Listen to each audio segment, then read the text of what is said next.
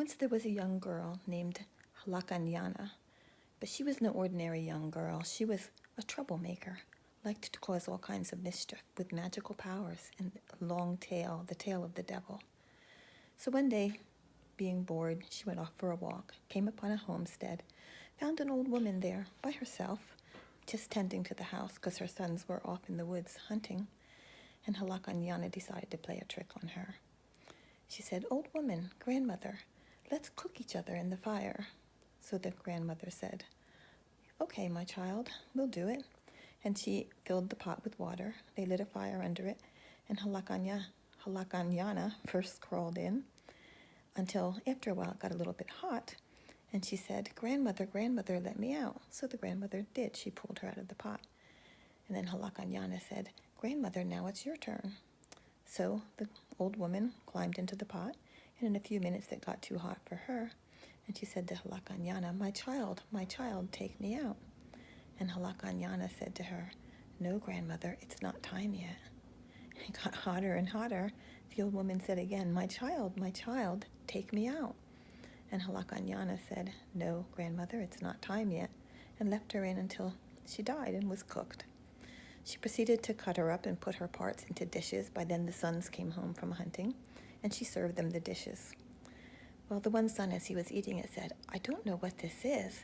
It tastes very good, but it looks like a hand." Well, Halakanyana, that cracked her up.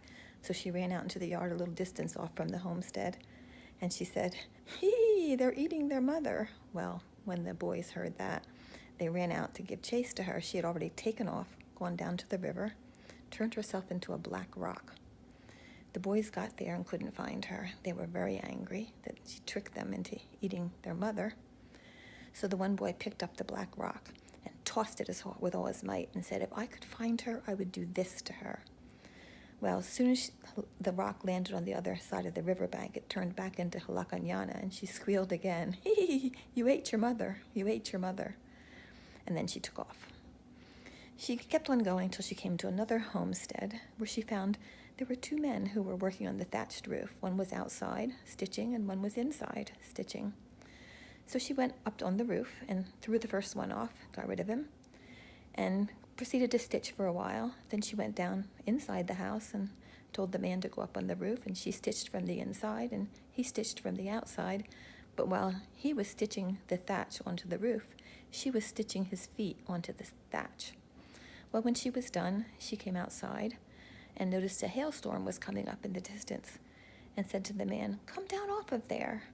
And he tried, but he couldn't. His feet were stuck, and the hailstorm came, big, terrible hailstorm, pulverized him. That was the end of him.